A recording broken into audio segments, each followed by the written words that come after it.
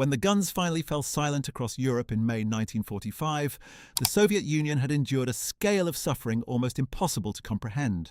Somewhere between 27 and 30 million Soviet citizens had perished in what they called the Great Patriotic War.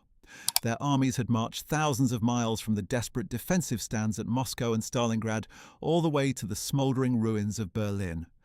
The Red Army had become the most battle-hardened fighting force in the world, a colossus forged in the fires of the most brutal conflict in human history. Soldiers who had survived the siege of Leningrad, the charnel house of Stalingrad, the titanic armoured clash at Kursk, the brutal street fighting in Warsaw and Budapest, had earned their place among the greatest warriors of any age. But when the victory celebrations finally ended, what happened to them? What became of the men who had saved the Soviet Union, who had driven the Nazi war machine back into the Reich and crushed it? The answer, for many millions of them, was not what you might expect. In this video, we will find out the remarkable, often heartbreaking and sometimes shocking stories of what happened to Soviet soldiers after World War II.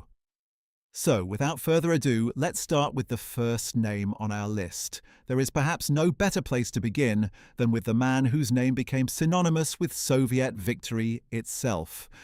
Georgy Konstantinovich Zhukov was born on December 1st, 1896, in the small village of Strelkovka in the Kaluga Oblast, the son of a cobbler. He was conscripted into the Imperial Russian cavalry during World War I, fought with distinction, and eventually joined the Bolshevik forces during the Russian Civil War. By the time the Second World War erupted, Zhukov had already proven his tactical genius in a conflict that most in the West had barely heard of. At the Battle of Khalkhin Gol in 1939, fighting against Japanese forces along the Mongolian-Manchurian border, Zhukov executed a brilliant double envelopment maneuver that annihilated an entire Japanese army and convinced Tokyo to look southward rather than northward when expanding its empire. This single battle may have changed the course of the entire war, sparing the Soviet Union a two-front conflict that would have been catastrophic. When Germany launched Operation Barbarossa on June 22, 1941, Zhukov was already chief of the General Staff. He was sacked from that position after the catastrophic summer of 1941, but Stalin quickly understood that he needed Zhukov's capabilities more than his subservience. Zhukov was dispatched to organize the defense of Leningrad, then to save Moscow itself in the autumn and winter of 1941. His counteroffensive in December 1941 pushed the Germans back from the Soviet capital and destroyed the myth of German invincibility. But it was at Stalingrad, in Operation Uranus, launched in November 1942, that Zhukov and his colleague Alexander Vasilevsky planned the masterstroke that encircled and destroyed the German Sixth Army.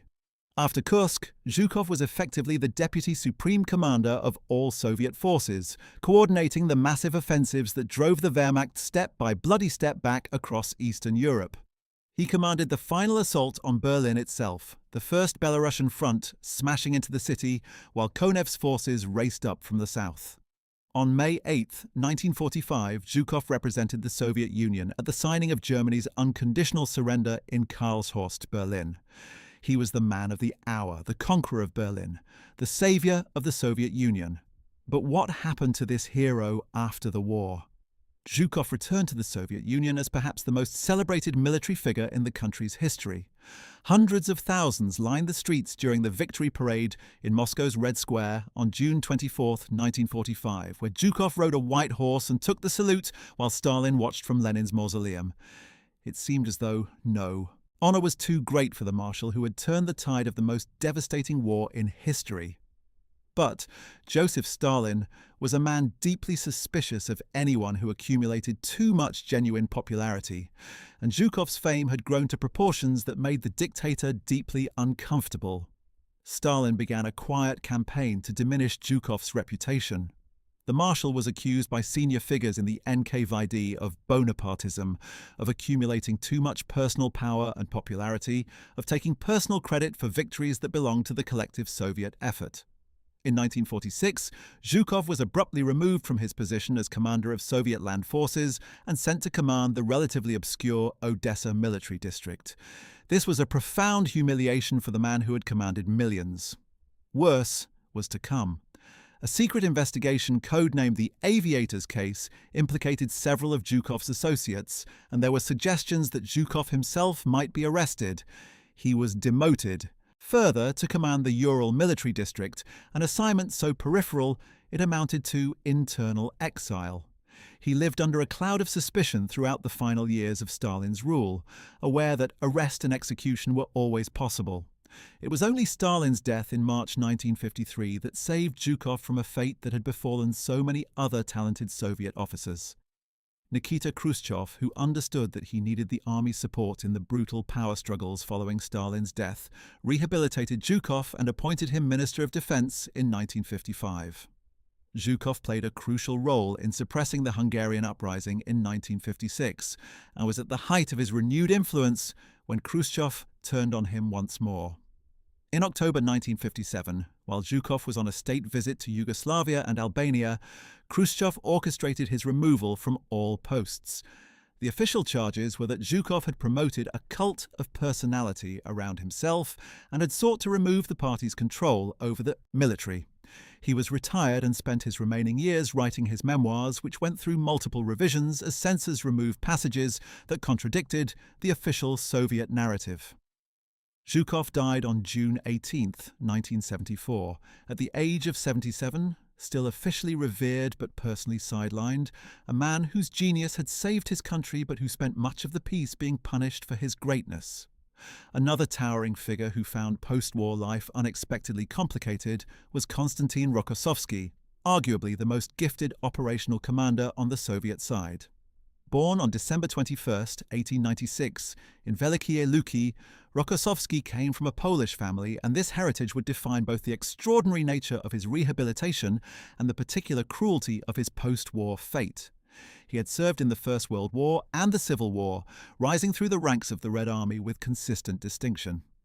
But in 1937, during the Great Terror that consumed so many of the Red Army's best officers, Rokossovsky was arrested by the NKVD. He was accused of being a Polish spy, a charge as absurd as it was terrifying. He was tortured repeatedly during interrogations, his teeth knocked out, his toenails pulled, several of his ribs broken. He was held in the infamous Lefortovo prison in Moscow and came within a whisker of execution. 3 times he was taken from his cell and told he was going to be shot. 3 times he was returned. In 1940, perhaps because Stalin recognized the catastrophic depletion of competent commanders, Rokossovsky was suddenly released, rehabilitated, and given command of a mechanized corps. He returned to service without apparent bitterness, which speaks either to extraordinary resilience or to a pragmatic understanding that survival required absolute loyalty. When Barbarossa struck, Rokossovsky's defensive fighting in the chaos of 1941 was among the most effective of any Soviet commander.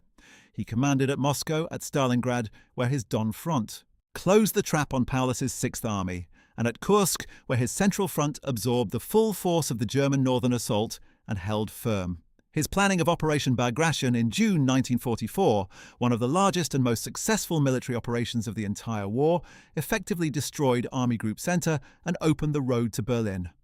Stalin trusted Rokossovsky enough to give him command of the First Belarusian Front for the final drive toward Berlin, but then, in a decision that stung deeply, transferred him to the Second Belarusian Front and gave the Berlin assault to Zhukov. Many historians believe Stalin did not want a man of Polish descent to have the glory of capturing the German capital. After the war, Rokossovsky was given one of the strangest assignments imaginable. In 1949, Stalin essentially seconded him to Poland, where the new communist government appointed him Marshal of Poland and Minister of National Defense.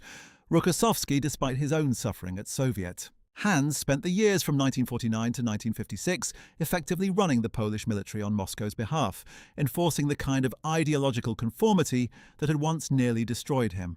After Stalin's death and the subsequent Polish October in 1956, Rokossovsky was recalled to the Soviet Union, which was itself a form of diplomatic crisis management since his presence had become unacceptable to Polish national feeling.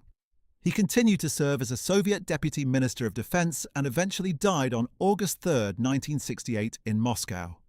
He was 71 years old. His story is perhaps the most painful illustration of how the Soviet system simultaneously demanded everything from its soldiers and felt no obligation to treat them with corresponding dignity.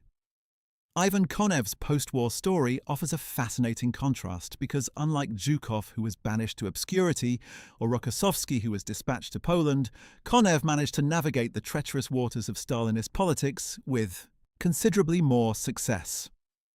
Born on December 28, 1897, in Lodeno in the Vologda region, Konev was the son of a peasant and had little formal education before the revolution transformed Soviet society and created opportunities for men of his background. He fought in the Civil War and rose steadily through the military hierarchy. During the war itself, his career had both low points and extraordinary peaks. He had commanded the Western Front during the disasters of the autumn of 1941, when massive Soviet forces were encircled and destroyed, and had been relieved of command. But unlike many commanders who failed in 1941 and were shot or imprisoned, Konev survived to fight again. His subsequent conduct of the war, culminating in his leadership of the First Ukrainian Front and the capture of much of Silesia and ultimately Berlin's southern approaches, redeemed him completely. In the race to Berlin in April 1945, Konev's forces famously competed with Zhukov's to see who would reach the heart of the German capital first. It was a competition that Stalin encouraged, understanding that rivalry between commanders drove them to take risks and push their men harder. After the war, Konev remained in favor with Stalin to a degree that Zhukov never could, partly because he was seen as more politically reliable and less dangerously popular. He commanded Soviet occupation forces in Austria from 1945 to 1946, and then served in various senior military positions. Unlike Zhukov, he was not banished to military exile. After Stalin's death, Konev played a significant role in the political turbulence of 1953 and later commanded Soviet forces in Hungary during the brutal suppression of the uprising in 1956. He died on May 21, 1973, in Moscow, at the age of 75, one of the few senior Soviet commanders to navigate the entirety of the post-war period without experiencing the kind of dramatic fall that claimed Zhukov. He was twice named Hero of the Soviet Union and is remembered in Russia as one of the finest military commanders of the 20th century. But what of the millions of ordinary Soviet soldiers, the men who were neither famous marshals nor celebrated generals? Their fates were determined by a brutal calculus that took into account not just what they had done during the war, but what had happened to them. And for millions of Soviet soldiers, what had happened to them was capture. More than 5 million Red Army soldiers had been taken prisoner by the Germans during the course of the war, by far the largest number of POWs taken from any single nation in any modern conflict. The overwhelming majority of them perished in German captivity.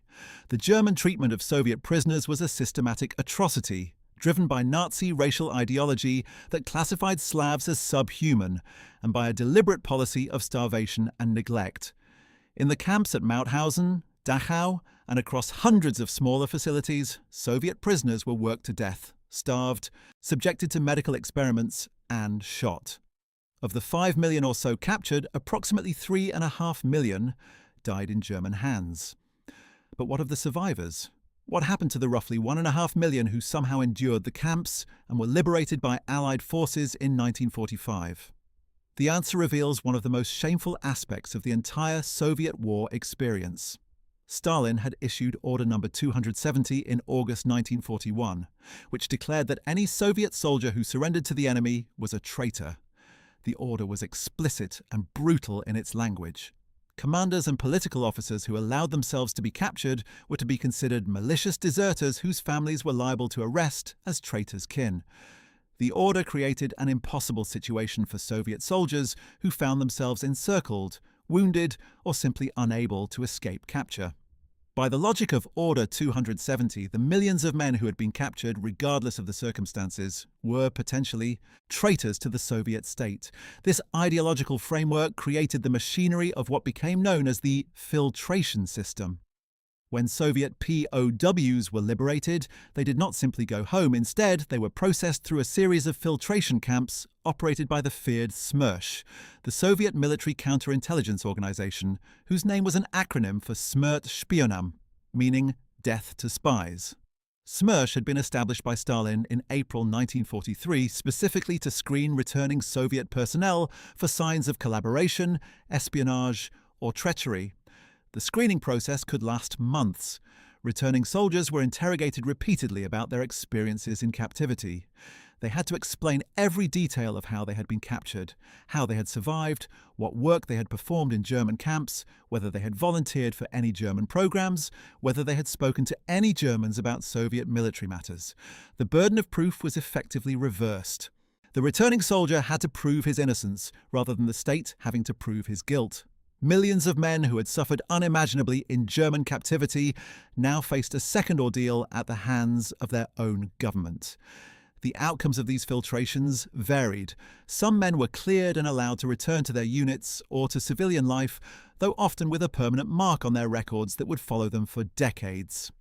A significant number were sent directly to penal battalions, the Strafbats, where they were expected to redeem themselves through combat in the most dangerous positions, advancing through minefields, making suicidal charges against fortified positions, with the NKVD troops positioned behind them to shoot anyone who retreated. Others were deemed too suspicious and were sent directly to the Gulag, the vast system of labor camps that sprawled across Siberia and the Soviet far north. The exact numbers are difficult to establish, but Soviet-era records suggest that somewhere between 200,000 and 400,000 returning POWs were sentenced to terms in the Gulag. These were men who had already survived years of German captivity, only to find themselves imprisoned again by their own country. The story of Mikhail Deviatayev stands as one of the most extraordinary testaments to both the horrors of German captivity and the suspicious nature of the Soviet system toward its own returning soldiers. Born on July 8, 1917, in Torbayevo, in what is now the Republic of Mordovia, Deviatayev had been a promising fighter pilot before the war. He flew missions from the earliest days of Operation Barbarossa and shot down multiple German aircraft before being shot down himself in July 1944. He was captured and sent to the notorious Sachsenhausen concentration camp, then transferred to the Peenemünde complex on the island of Usedom in the Baltic, where Germany was developing its V-1 and V-2 rocket weapons.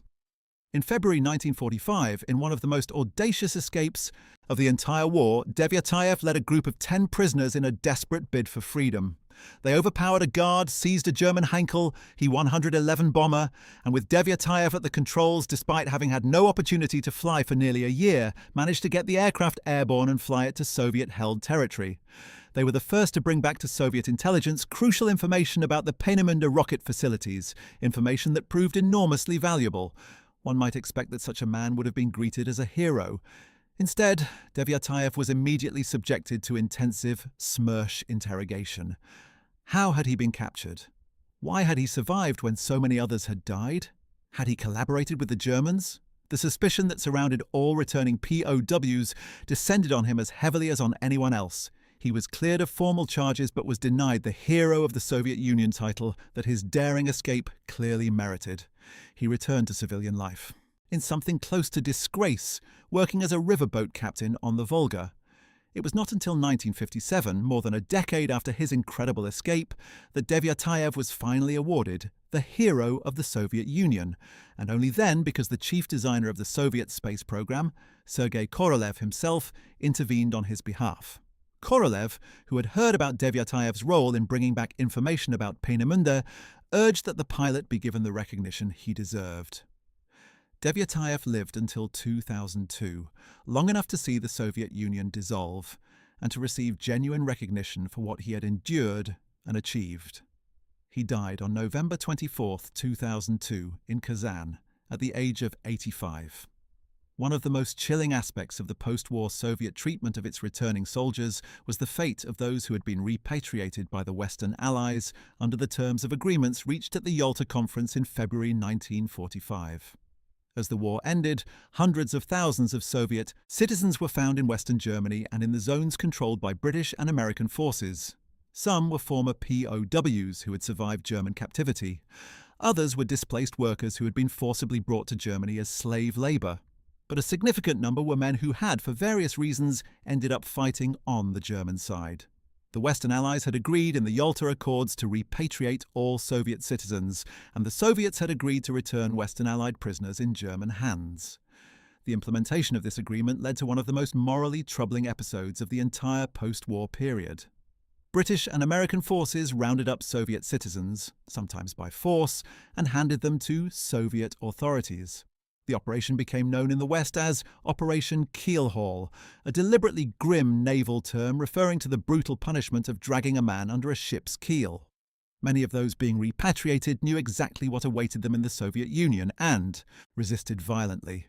There are documented cases of men hanging themselves, cutting their wrists, or attacking guards rather than be handed over to Soviet custody. British troops reported being deeply disturbed by what they were required to do, forcing screaming, desperate men onto trains and ships bound for the Soviet Union. The numbers involved were staggering. Between 1945 and 1947, somewhere between 2 and 3 million Soviet citizens were repatriated, many against their will. The fate awaiting them ranged from execution to long terms in the Gulag. Even those who escaped the harshest punishments often found themselves living under permanent suspicion, their wartime experiences a mark against them that could be used at any time by the authorities. Among those repatriated were tens of thousands of Cossacks, including many whose families had fled Russia after the Bolshevik victory in the Civil War and who had no connection whatsoever with the Soviet Union. These men had joined German service partly out of anti-communism, partly out of a desperate desire for autonomy for their people, and partly simply because they had found themselves in impossible circumstances as the war swept over them. Among them were men who had committed terrible atrocities in Yugoslavia and elsewhere, serving under German command in anti-partisan operations that were characterized by wholesale murder of civilian populations.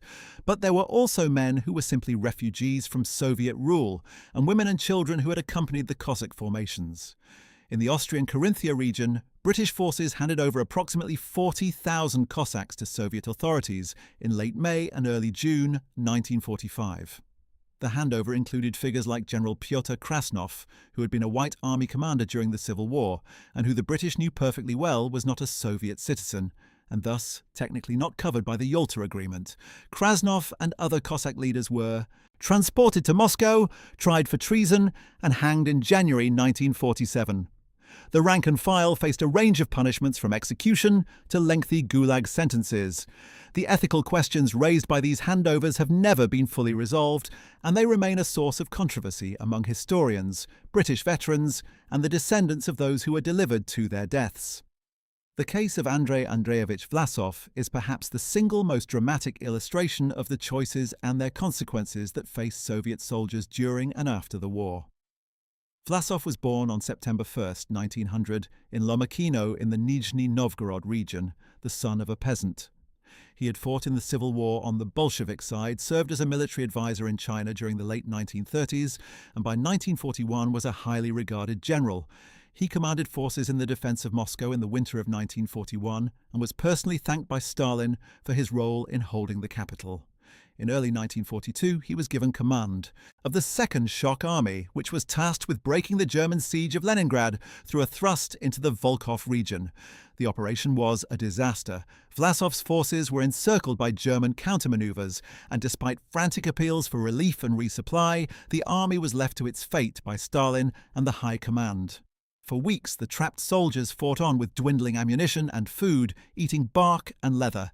In July 1942, with his army destroyed, Vlasov himself was captured by German forces. He had made no attempt to escape, and there are conflicting accounts of whether he actively sought capture. What is undisputed is that within months he had agreed to collaborate with the Germans, eventually becoming the figurehead and nominal commander of the Russian Liberation Army, or ROA, a formation of Soviet defectors and prisoners of war who fought on the German side under the banner of anti-Stalinism. Vlasov gave speeches and wrote manifestos denouncing Stalin's regime, arguing that the Russian people deserved liberation from both Nazi Germany and Soviet communism.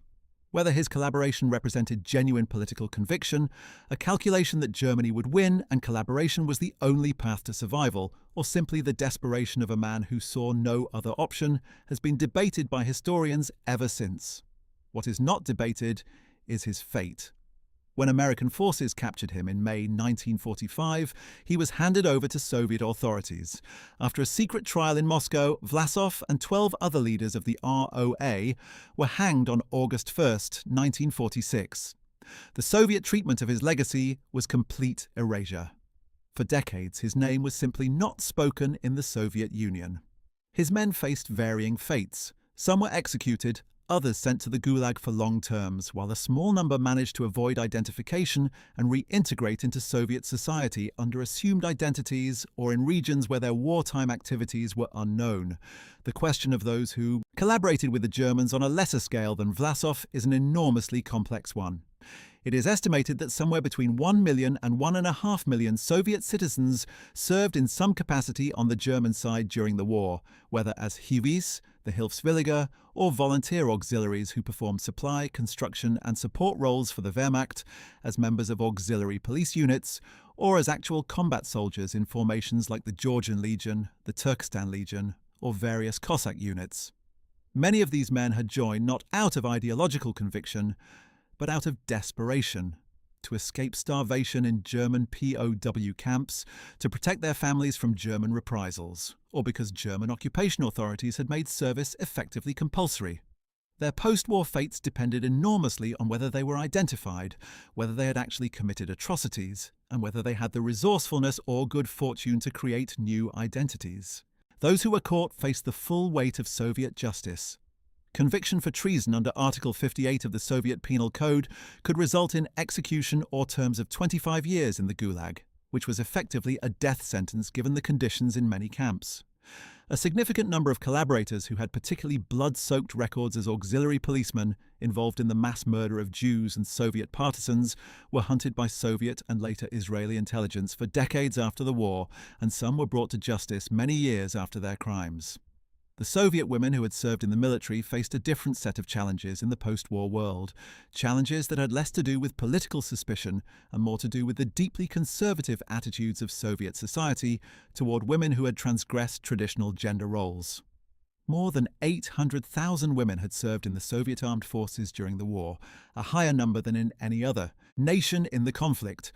They had served as snipers, as pilots, as tank crew members, as nurses, as engineers, as anti-aircraft gunners, and in virtually every other military capacity.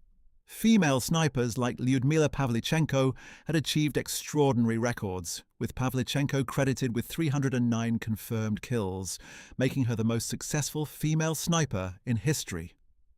The all-female 588th Night Bomber Regiment, known to the Germans as the Night Witches, had flown more than 30,000 combat missions over the course of the war, navigating aging, slow-moving biplanes through the darkness to bomb German positions, relying on stealth and audacity to substitute for speed and firepower. These women were unquestionably among the bravest individuals who served in the entire conflict.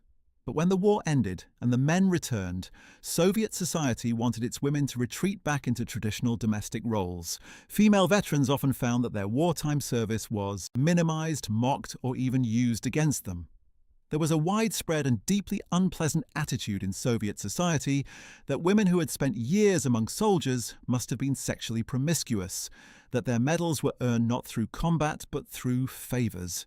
Female veterans frequently chose not to speak about their wartime service, hid their medals in drawers, and simply tried to reintegrate into a society that did not know what to do with them.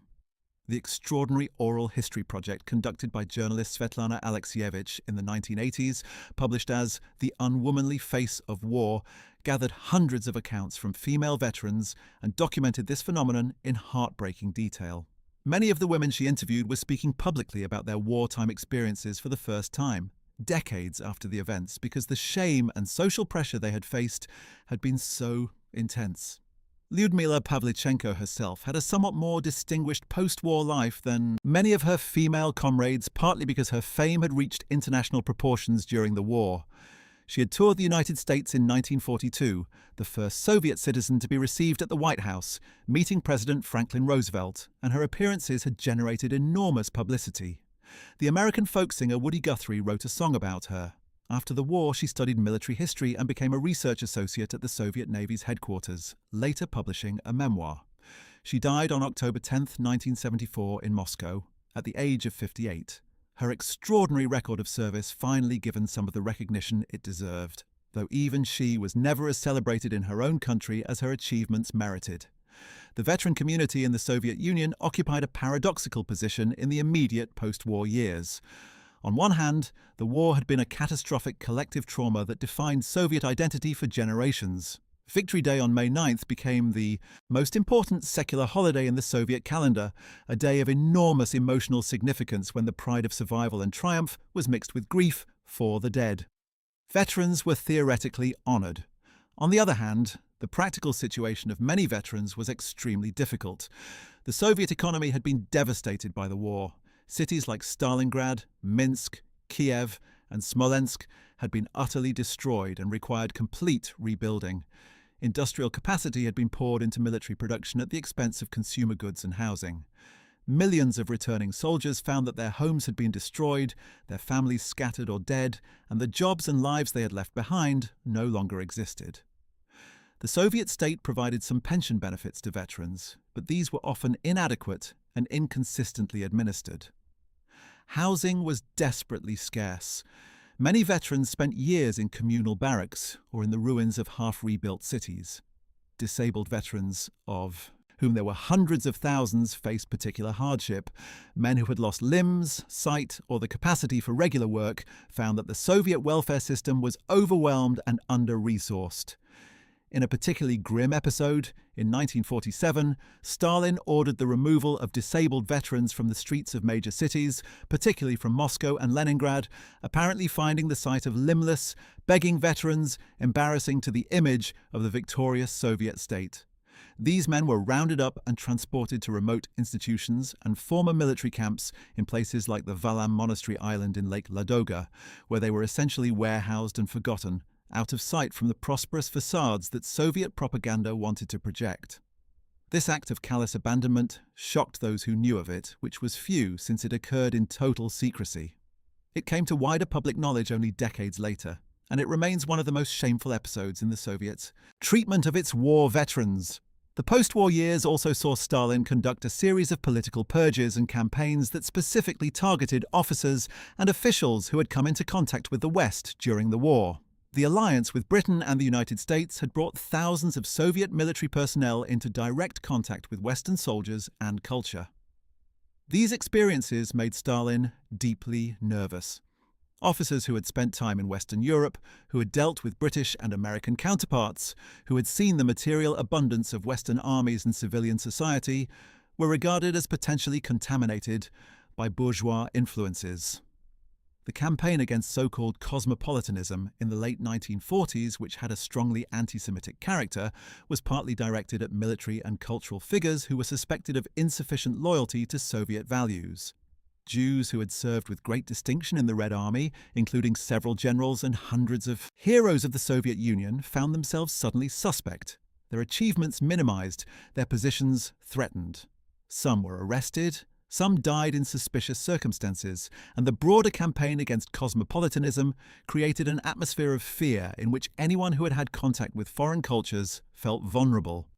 Among those who suffered most directly from post-war Stalinist suspicion were Soviet officers who had served as liaison officers with Western Allied forces, or who had been involved in coordinating the Lend-Lease program that had brought enormous quantities of American military equipment to the Soviet Union.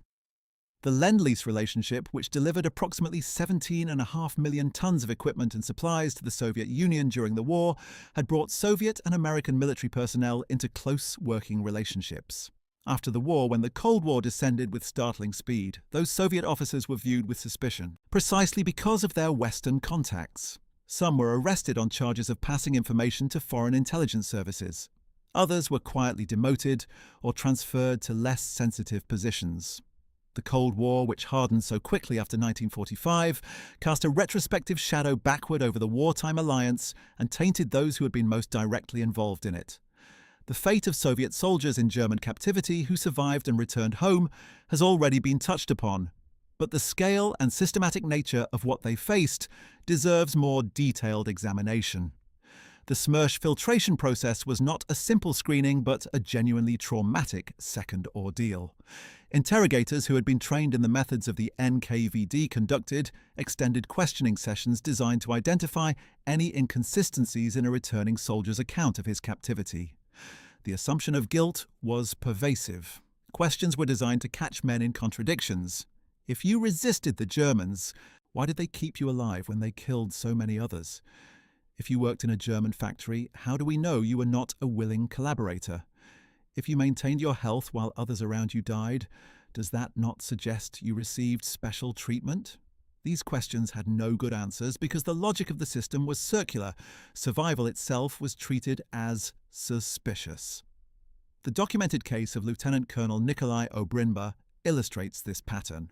A reconnaissance officer captured in 1941, Obrinba spent years in German camps maintaining his identity as a Soviet officer, organizing resistance and eventually escaping.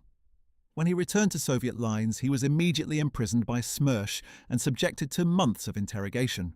He was ultimately cleared, but the months lost in Soviet custody and the permanent mark on his record were irreversible. His story was not exceptional, but typical. Phase 2 begins here, the story of how the Soviet Union treated the men and women who had fought and suffered so much continues with a series of individual fates that illuminate the broader patterns of post-war Soviet life. Among the most celebrated heroes of the entire war was Alexander Matrosov, a young soldier whose story was used by Soviet propaganda to inspire an entire generation, but whose actual biography was considerably more complicated than the official version admitted. Matrosov was born in 1924, though even his birthplace was disputed in official sources, with the Soviet propaganda apparatus claiming he was born in Dnipropetrovsk to make him a Ukrainian, rather than acknowledging that he was likely from Ufa and may have spent time in orphanages and labor reform colonies as a juvenile offender. On February 27, 1943, during the Battle of Chernushka in the Pskov Oblast, Matrosov threw himself onto the firing aperture of a German machine gun bunker, blocking the barrel with his body and allowing his comrades to advance. He was 19 years old. He died instantly. Stalin himself issued an order naming a regiment after Matrosov and specifying that his name should be inscribed on the list of the unit's personnel permanently, becoming the first soldier in Soviet history to receive this honor. Dozens of other soldiers performed similar acts of self-sacrifice during the war, and many of them were given the same official designation of having performed a Matrosov act, a form of heroism that the Soviet state found enormously useful for propaganda purposes because it illustrated the selfless collectivism that communist ideology demanded. The men and women who performed these acts and actually survived, because in some cases, the soldier's body or clothing merely diverted the machine gun fire rather than permanently blocking it, often found that their status as living heroes was less useful to the propaganda apparatus than the martyrs who had died. Aleksei Maresyev's story is one of the most extraordinary tales of individual determination to emerge from the entire conflict, and his post-war life represents a more successful navigation of Soviet bureaucracy than many of his comrades.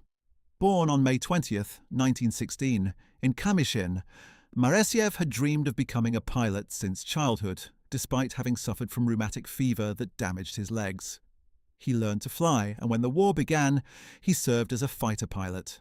In April 1942, his Yak-1 fighter was shot down behind German lines in the Novgorod region. Maresyev crash-landed in dense forest and, despite serious injuries to both his legs, began crawling towards Soviet lines. For 18 days he crawled through the snow-covered forests, surviving on berries and bark, encountering German patrols, suffering from frostbite and infection. He was eventually found by peasants from a local village who nursed him back to partial health before Soviet forces reached him. By the time he received proper medical treatment, both his legs required amputation below the knee. Most men would have accepted that their flying career was over. Maresyev refused. He was fitted with prosthetic legs and immediately began learning to use them well enough to pass the medical evaluation required to return to flying. He trained so intensively that he could dance the gupak, a traditional Ukrainian dance requiring considerable agility, specifically to prove to medical examiners that his prosthetics did not impair his physical capability. In 1943, he returned to combat flying with his prosthetic legs and went on to shoot down 7 more German aircraft after his amputation, bringing his confirmed total to 11 kills. He was awarded the Hero of the Soviet Union in August 1943.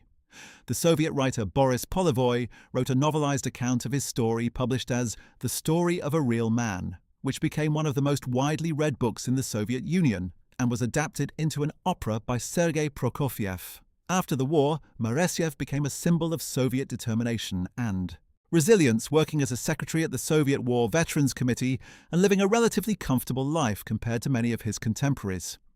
He died on May 18, 2001 in Moscow at the age of 84, shortly after giving a speech at a ceremony marking the anniversary of victory. The Soviet experience of the Second World War produced a generation of men and women who carried the physical and psychological scars of that conflict for the rest of their lives. Post-traumatic stress, which was not recognized as a medical condition in the Soviet Union and would not have been discussed even if it had been, was endemic among veterans.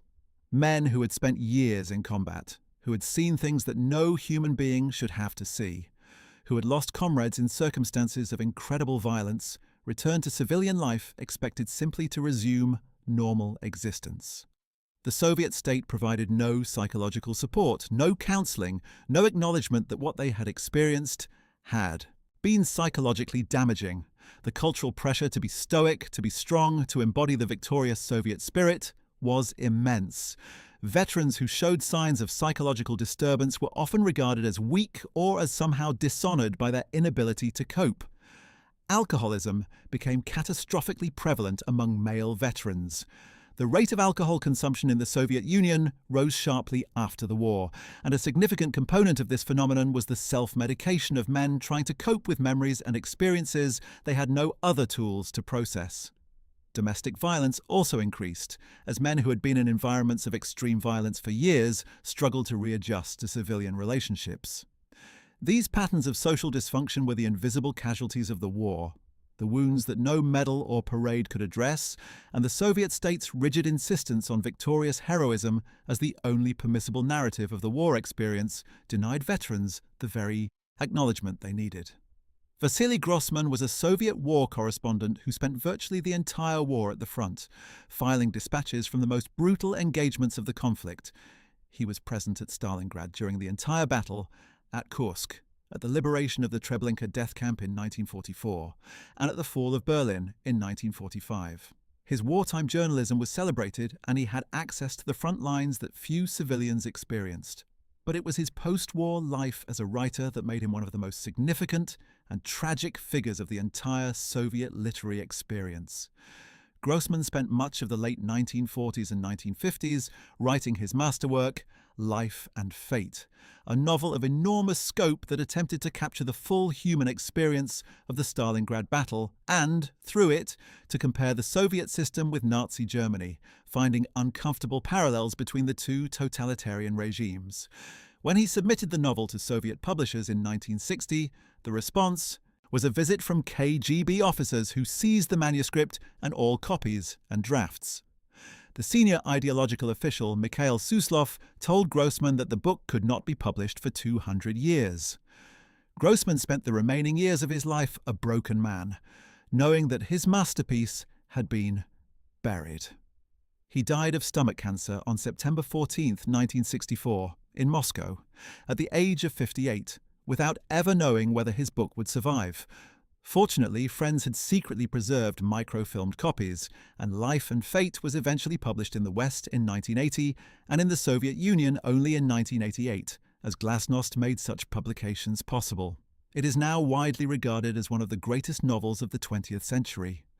Grossman's fate illustrates how even those who had served the Soviet state brilliantly during the war could find themselves in conflict with it the moment they tried to tell the complete truth about what they had experienced.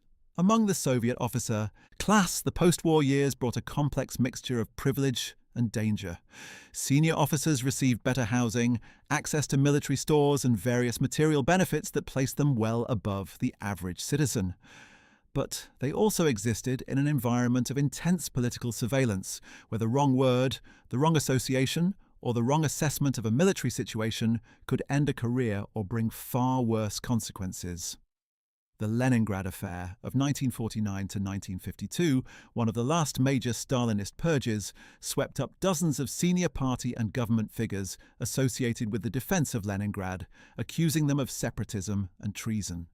Several senior figures were executed. The affair extended its tentacles into the military, affecting officers who had connections with the accused. This environment of permanent insecurity meant that even the most successful and celebrated officers had reason to be cautious about everything they said and did. the experience of the war, had taught many of them to trust only their most immediate comrades, and even that trust could be dangerous if those comrades fell under suspicion. The Soviet Navy, which had played a less prominent role in the war than the land forces, but had nonetheless fought with great determination in defense of ports like Sevastopol, Odessa, and Leningrad, produced veterans whose post-war experiences mirrored those of their land counterparts.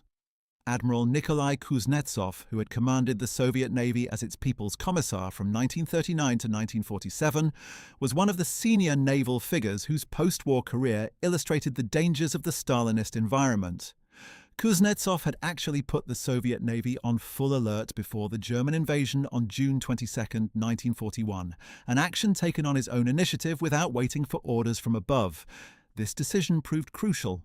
Unlike the Soviet Air Force, which was caught on the ground and largely destroyed in the first hours of the war, the Navy was in defensive positions when the attack came and suffered far less catastrophic initial losses.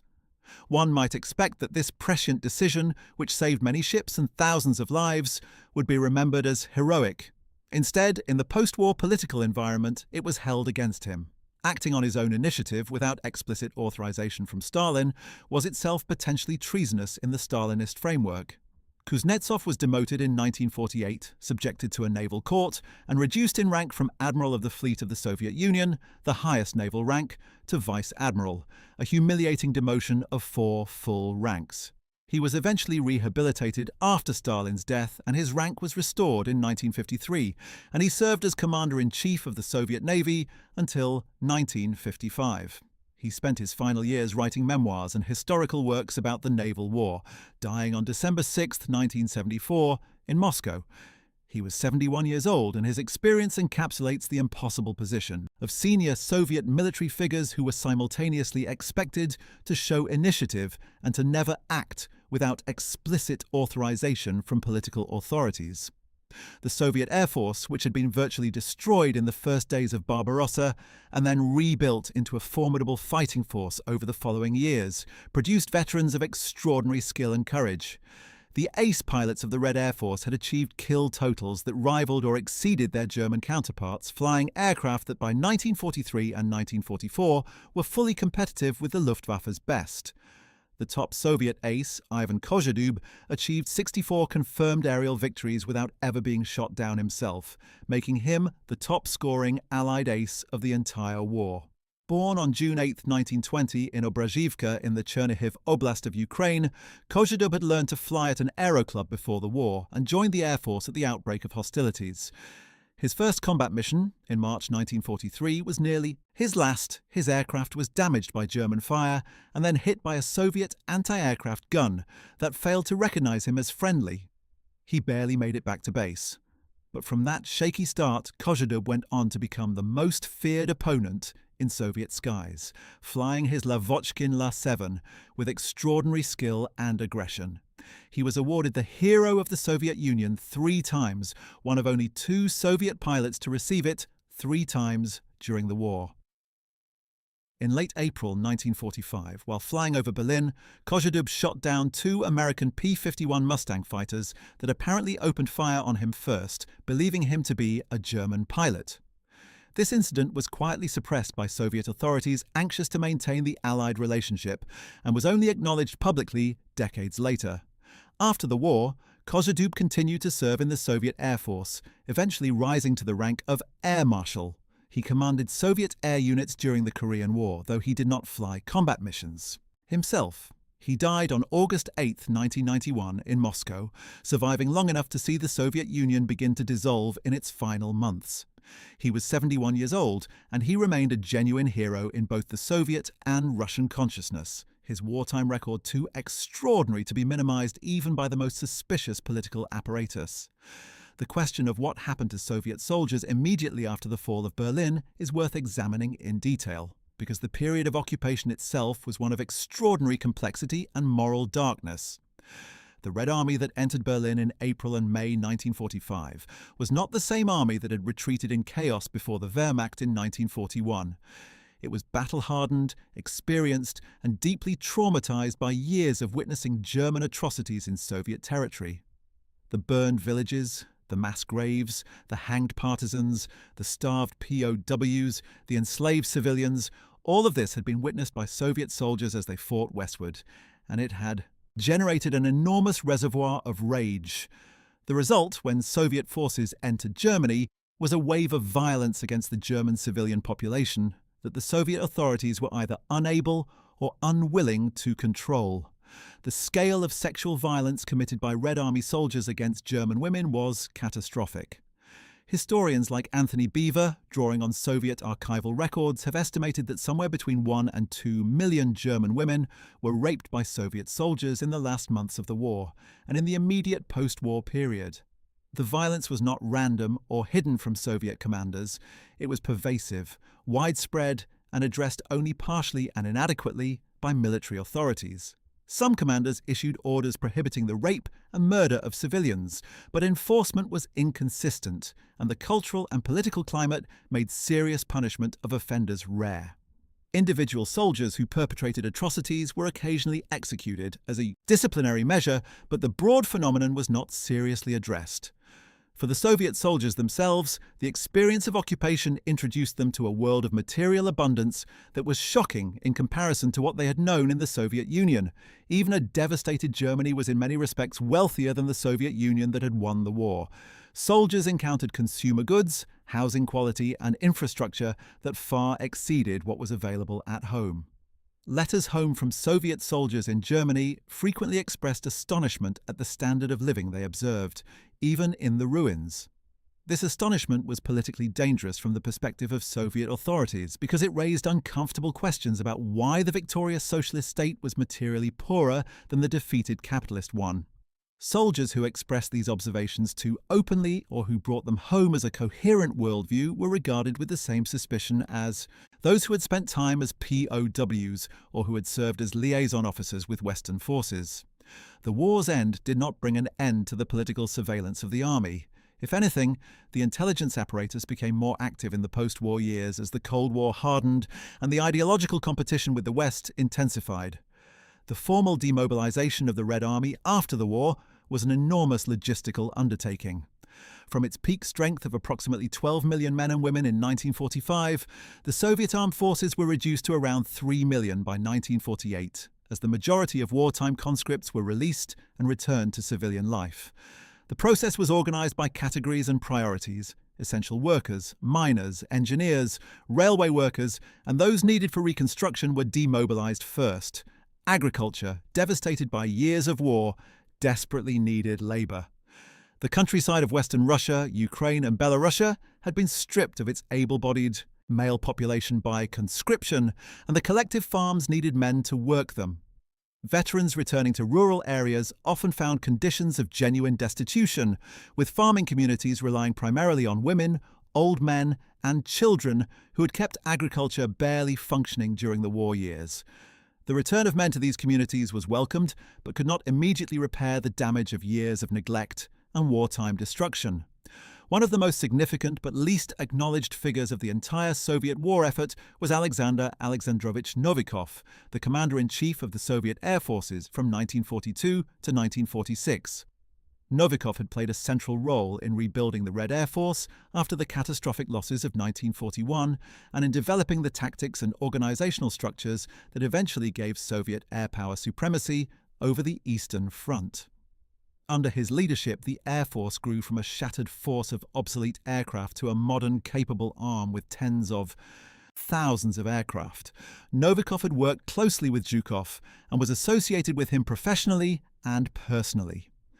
This association proved fatal to his post-war career. In 1946, when Stalin launched his campaign against Zhukov, Novikov was arrested on charges of sabotage and of providing false information to the government about the quality of Soviet aviation equipment. The charges were patently absurd. Soviet aviation had been one of the success stories of the war effort. But Novikov was tortured in NKVD custody and signed confessions implicating Zhukov in various crimes. He was sentenced to 5 years in prison and served his full term in conditions of considerable hardship. After Stalin's death, he was released, rehabilitated, and his rank of Chief Marshal of Aviation was restored. He died on December 3, 1976, in Moscow, at the age of 71. His case was one of the clearest examples of how the Stalinist system used false confessions, extracted by torture, to create political weapons against individuals Stalin wanted to destroy, with the tortured person becoming an instrument of their own destruction and the destruction of others. The treatment of ethnic minorities who had served in the Red Army was an additional layer of injustice in the already complex post-war landscape. Several entire Soviet ethnic groups had been subjected to collective punishment during the war. Stalin had accused the Chechens and Ingush, the Crimean Tatars, the Volga Germans, the Kalmyks, the Karachais, and other peoples of collective collaboration with the Germans, and had ordered their wholesale deportation from their ancestral homelands to Siberia and Central Asia in operations of breathtaking brutality carried out in 1943 and 1944. In many cases, men from these ethnic groups were actually serving in the Red Army at the time their families were being deported. Chechen and Ingush soldiers returned from the front to find that their homes no longer existed. Their families had been forcibly transported thousands of miles away, and their entire ethnic community had been labelled as traitors. These men faced a choice of remaining in the army and being separated indefinitely from their families, or deserting to try to find their relatives, which meant risking execution. Some chose to serve out their military service and then join their families in the exile regions. Others were discharged from the army and forcibly transported to the same exile conditions regardless of their wartime service. The Crimean Tatars, who had fought in significant numbers in the Red Army, had their post-war military service effectively erased from the official record. The 1944 deportation of the Crimean Tatars was presented as a collective punishment for collaboration, ignoring the tens of thousands who had fought and died for the Soviet Union. The exile lasted until the late 1980s for most of these communities, and the Crimean Tatars were not permitted to return to Crimea until the Soviet Union was already in its final phase of collapse. The siege of Leningrad, which lasted from September 1941 to January 1944, was one of the longest and most devastating sieges in modern history. The city endured 872 days of encirclement, during which over 1 million civilians died, primarily from starvation. The soldiers and sailors who defended Leningrad, who maintained the city's perimeter through 2 brutal winters and kept the population alive through the famous Road of Life across the frozen surface of Lake Ladoga, were among the most enduring of all Soviet war heroes. But the aftermath of the siege produced one of the most puzzling and cruel political episodes of the entire Stalinist period. The Leningrad Affair of 1949 to 1952 targeted precisely those officials and military figures who had been most closely associated with the defense and survival of the city. The senior party officials who had organized the city's resistance, including Nikolai Voznesensky, who had also served as head of the State Planning Committee, and Aleksei Kuznetsov, the Leningrad Party secretary, were accused of separatism, of having sought to create an independent Russian Communist Party centered on Leningrad, and of various other crimes against the Soviet state. Both were executed in 1950. The purge extended to hundreds of lesser figures connected with Leningrad's wartime administration. The message was clear. Even those who had done the most to save the Soviet Union during its darkest hours were not immune from the arbitrary violence of the Stalinist state if they accumulated too much independent standing or popularity. General Mikhail Efimovich Katukov was one of the Soviet Union's finest tank commanders, a man whose contribution to the development of Soviet armoured warfare was fundamental. Born on September 17, 1900, in Bolshoe Uvarovo, he had joined the Red Army during the Civil War and spent the interwar years studying and developing Soviet armour doctrine. When the Germans invaded in 1941, Katukov commanded the 4th Tank Brigade, which became the first Soviet tank unit to earn the designation of Guards by demonstrating exceptional combat performance. His brigade held positions outside Mtsensk against some of the Wehrmacht's best armoured divisions, including units commanded by Heinz Guderian, and Katukov's use of ambush tactics and coordinated tank infantry cooperation demonstrated that Soviet commanders could devise effective responses to German blitzkrieg techniques. He rose to command the 1st Guards Tank Army, which played a critical role at Kursk and in subsequent operations that drove the Germans westward. At the Sandomier's bridgehead in 1944, his tank army crossed the Vistula and fought some of the most intense armoured battles of the war against German panzer counterattacks. He ended the war having driven from Kursk to the banks of the Elbe River in Germany. After the war, Katukov served as a commander of armoured forces and eventually retired in the 1950s. He was more fortunate than many of his contemporaries in that his career was not targeted by Stalinist purges, perhaps because his professional work was specifically technical and military rather than politically prominent. He died on June 8, 1976 in Moscow at the age of 75 and was given full military honours. His memoir, At the Edge of the Main Blow, remains one of the most informative accounts of Soviet tank warfare written by a participant. Phase 3 continues the account. Among the most dramatic stories of post-war Soviet military life is that of Vasily Iosifovich Stalin, the son of the Soviet dictator who had served as a pilot and Air Force commander during the war, and whose post-war trajectory illustrated with painful clarity the consequences of having a famous father and an inability to live up to the impossible demands that came with that parentage. Born on March 24, 1921, as the son of Joseph Stalin and his second wife Nadezhda Alliluyeva, who committed suicide in 1932, Vasily grew up in the shadow of his father with all the privileges and psychological burdens that implied. He joined the Soviet Air Force and, with considerable assistance from his surname, rose quickly through the ranks during the war. He flew combat missions, though accounts differ on how many and how effective his actual flying was, versus how much his status protected him from genuine risk. He was awarded various medals and reached the rank of lieutenant general by the end of the war, commanding the Air Force of the Moscow Military District. But when Stalin died in March 1953, Vasily was completely exposed. Without his father's protection, the corruption, incompetence, and reckless behaviour that had characterised his command was suddenly actionable. He was arrested in April 1953, just weeks after his father's death, charged with embezzlement and abuse of power. He was tried in a closed court and sentenced to 8 years in prison. He served his full sentence, a significant contrast to the rapid rehabilitation of many of Stalin's other victims after 1953, and was released in 1961. He was a broken man, alcoholic, and in poor health. He was initially forbidden from living in Moscow and was sent to Kazan, where he died on March 19, 1962, at the age of 41. His grave was unmarked for years, and it was only in the post-Soviet period that his remains were reburied with a proper marker. His life was a tragedy of a particular Soviet kind, the child of a tyrant, given everything by proximity to power and destroyed when that power was removed. The fate of Soviet soldiers who found themselves in unusual geographical or political circumstances at the war's end created some genuinely remarkable individual stories. The case of soldiers who ended up in Western prisoner of war camps, captured by American or British forces during the final chaotic weeks of the war, was one such category. Some Soviet soldiers had ended up fighting in the uniform of the Wehrmacht, either having been pressed into service from POW camps or having voluntarily joined German formations. When captured by Western Allied forces, they faced the prospect of repatriation under the Yalta Agreement, which they knew would likely mean the Gulag or execution. Some managed to conceal their Soviet identity, claiming to be Poles or Ukrainians or members of other nationalities, and successfully avoided repatriation. Others were identified and handed over despite their protests. The successful concealers became permanent exiles in the West, building new lives in France, Britain, the United States, Canada, and Australia, often in communities of displaced persons that formed in Western Europe after the war.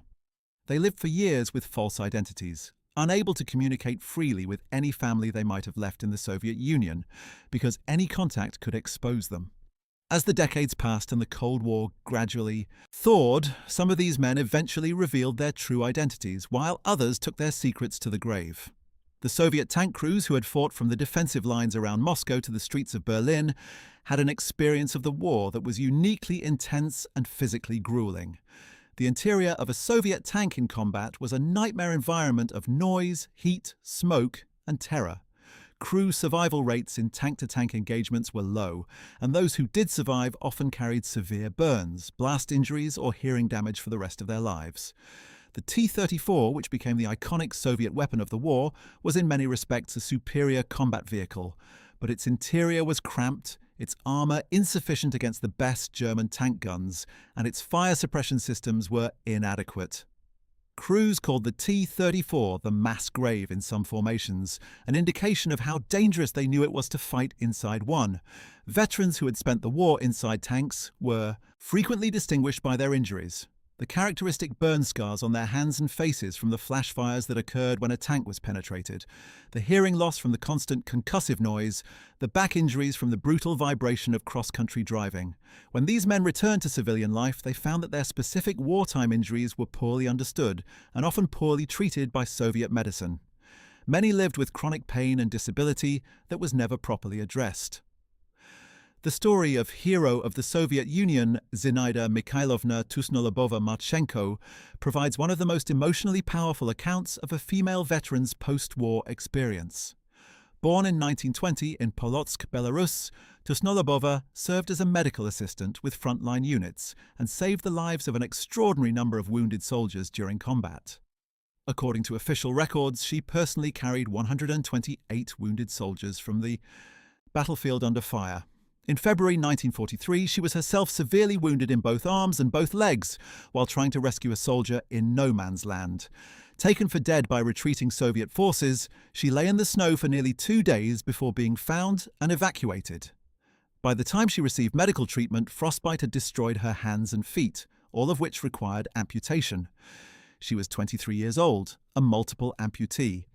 Soviet surgeons eventually provided her with prosthetic hands, and she devoted herself to a remarkable public campaign, writing letters to soldiers at the front to inspire them to fight harder in her name and in the name of all the wounded.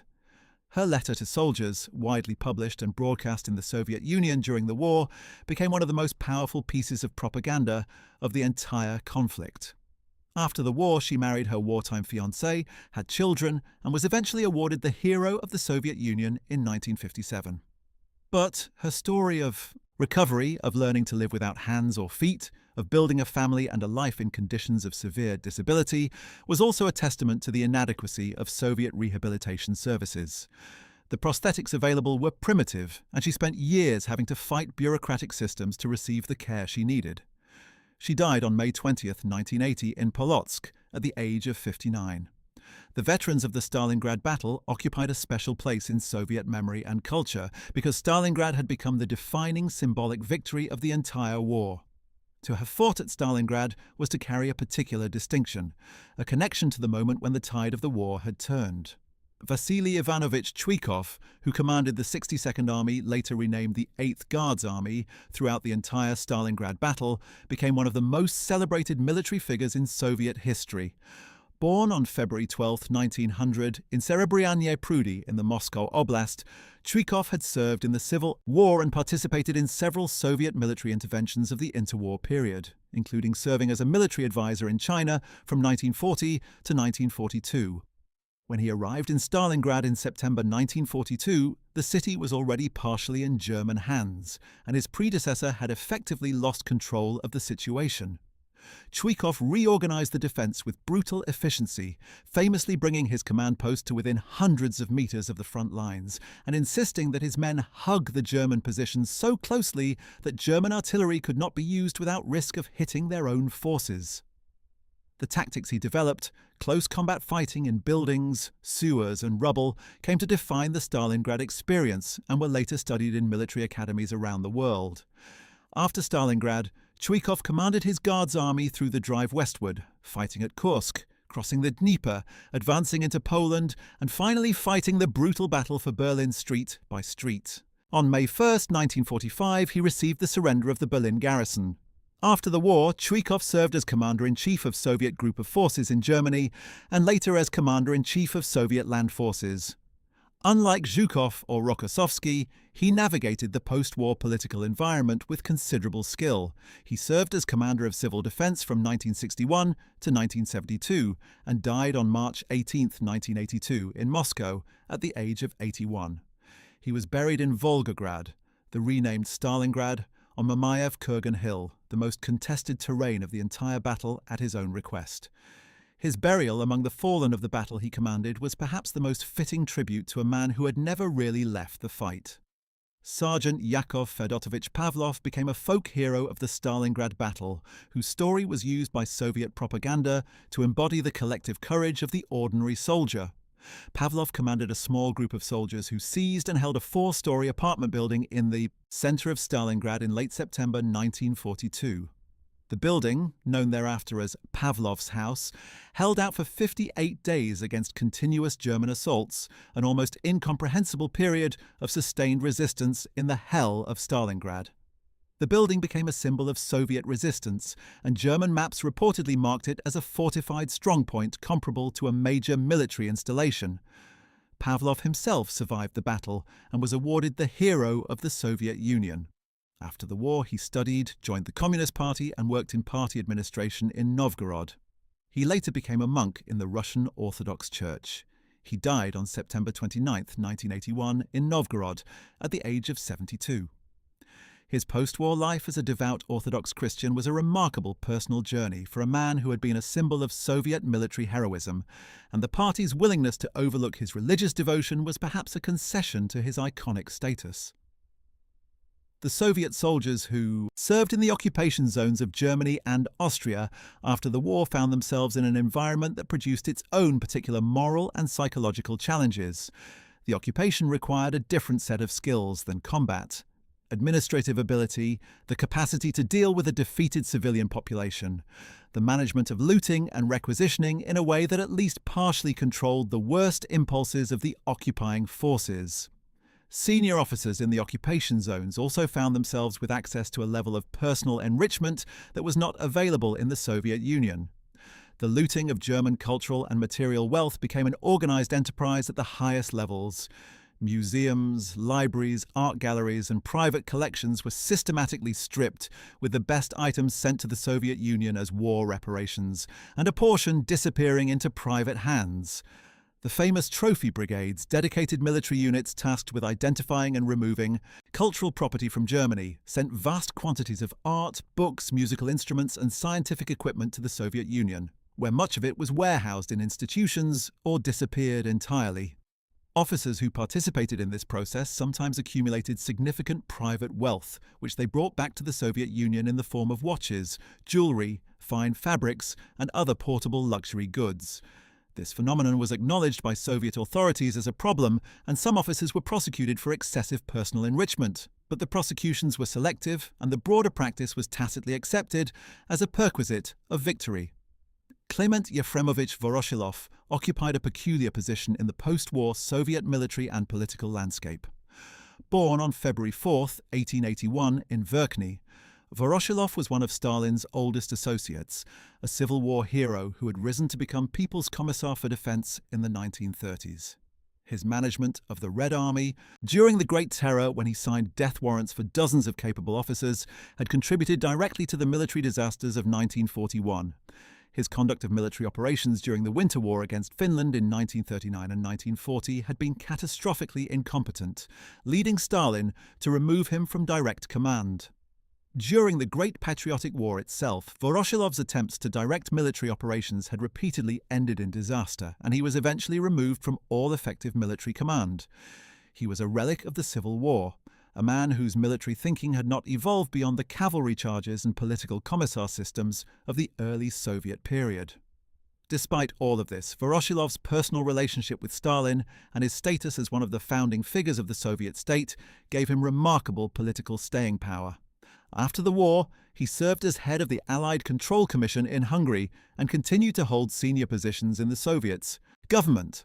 After Stalin's death, his association with the late dictator's crimes created political complications, and he was briefly implicated in the anti-party group that tried to remove Khrushchev in 1957. He was demoted from full to candidate Politburo membership, a public humiliation, but even this did not end his career entirely. He was gradually rehabilitated and died on December 2, 1969, in Moscow at the age of 88, one of the last survivors of the original Bolshevik generation. The experience of Soviet soldiers who fought in the Caucasus campaigns, defending the mountain passes, and the approaches to the Baku oil fields that were vital to the Soviet war effort, deserves particular attention. In the summer and autumn of 1942, the German Army Group A pushed deep into the Caucasus, reaching the highest peaks of the Elbrus range before being stopped by a combination of fierce resistance, difficult terrain, and the logistical difficulties of maintaining such extended supply lines. The mountain warfare in the Caucasus was a unique and brutal experience, different from the open steppe fighting that dominated most of the Eastern Front. Units of the German Gebirgsjäger, the mountain infantry, fought against Soviet defenders who included ethnic minority soldiers from the Caucasian peoples, men who knew the mountains far better than any German could. The fighting on the Elbrus Range, at altitudes of over 4,000 meters, in extreme cold and with negligible logistical support, was among the most physically demanding of the entire war. Veterans of this campaign returned to civilian life with particular physical ailments, altitude-related health problems, severe frostbite damage, and the psychological effects of combat in extreme isolation. Many of them were from the very ethnic groups that Stalin subsequently deported, meaning that their military service earned them no protection from collective punishment. One of the most haunting episodes in the history of Soviet veterans is the case of the soldiers who were among the first to enter the Nazi death camps as they were liberated in 1944 and 1945. Soviet forces liberated the Majdanek camp near Lublin in July 1944. The first major death camp to be reached by Allied forces. They subsequently liberated Auschwitz on January 27, 1945, and several other camps. The soldiers who entered these facilities encountered evidence of industrial mass murder on a scale that defied comprehension. The warehouses of shoes and hair and eyeglasses, the gas chambers, the crematoria, the piles of corpses that had not yet been disposed of. Many of these soldiers were themselves Jewish, and some discovered that the murdered included people from their own communities and families. The psychological impact was beyond what any military training could have prepared them for, and yet they were expected to process what they had seen and continue fighting. Soviet documentation of the camps was thorough, and much of what the world knows about Auschwitz in particular is based on the systematic investigation conducted by Soviet forces after liberation. But the soldiers who did this work were given no support in processing what they had witnessed. They returned to units, continued fighting, and were expected to function normally. The long-term psychological consequences can be imagined, but are difficult to document because the Soviet system had no framework for acknowledging them. Ivan Nikitovich Kozhedub, whom we mentioned earlier as the top Soviet air ace, had a wartime experience that extended right to the very last days of the conflict, and his story connects naturally to the complex question of Soviet-American relations in the immediate post-war period. When Kozhedub shot down the two P-51 Mustangs over Berlin in April 1945, the incident was hushed up by Soviet authorities anxious not to complicate the alliance in its final days. But it pointed to a broader truth about the trajectory of Soviet-American relations. The alliance was already fracturing before the war was formally over. The speed with which cooperation turned to confrontation in 1945 and 1946 caught many Soviet soldiers by surprise. Men who had fought alongside American Lend-Lease equipment, who had eaten American canned food, who had perhaps had direct contact with American officers as liaison personnel, found that their country was now defining the United States as its principal enemy. This ideological whiplash was disorienting, and those who expressed anything but the correct level of hostility toward the former Allies were viewed with suspicion. The transition from alliance to Cold War happened with remarkable speed, and the men who had served during the alliance period bore the suspicion of that association for years. Phase 4 concludes this history. As the 1950s progressed and the worst years of Stalinist terror faded with the dictator's death, Soviet veterans gradually found that their experiences were being treated more respectfully, at least in official terms. Khrushchev's secret speech to the 20th Party Congress in February 1956, which denounced Stalin's cult of personality and acknowledged many of the crimes of the Stalinist period, created a cultural opening that allowed some veterans to speak more honestly about what they had experienced. The thaw of the late 1950s and early 1960s produced a remarkable body of literature, film and memoir by veterans who had been unable or unwilling to speak truthfully during the Stalin years. Writers like Konstantin Simonov, who had served as a war correspondent and produced some of the most celebrated literature of the war period, used the relative openness of the thaw to produce works that acknowledged the suffering and complexity of the Soviet war experience in ways that had been impossible under Stalin. Viktor Nekrasov's In the Trenches of Stalingrad, published in 1946 but belonging spiritually to this tradition, was one of the first Soviet works to depict the war through the eyes of ordinary soldiers, rather than heroic ideological exemplars. These literary works gave voice to the veteran experience in ways that official commemoration never could. The rehabilitation of figures who had been unjustly accused and imprisoned in the late Stalin period was a long and imperfect process that continued through the Khrushchev and Brezhnev years. Some military figures were rehabilitated posthumously, their names restored to honor after they had already died in the camps or been executed. Others lived to see their rehabilitation and the restoration of their ranks and honors, experiencing the peculiar sensation of official apology without genuine accountability. The men who had tortured them, the interrogators and officials who had fabricated the charges against them, rarely faced any consequences. The NKVD officers who had beaten confessions out of men like Rokossovsky and Novikov continued their careers and retired with their pensions. This absence of accountability for the perpetrators of Stalinist crimes was one of the most significant moral failures of the post-Stalin period, and it contributed to the difficulty that Soviet society had in fully processing the crimes of its own recent past. The Soviet soldier who perhaps most dramatically embodied the specific experience of the Eastern Front prisoner was General Dmitry Mikhailovich Karbyshev.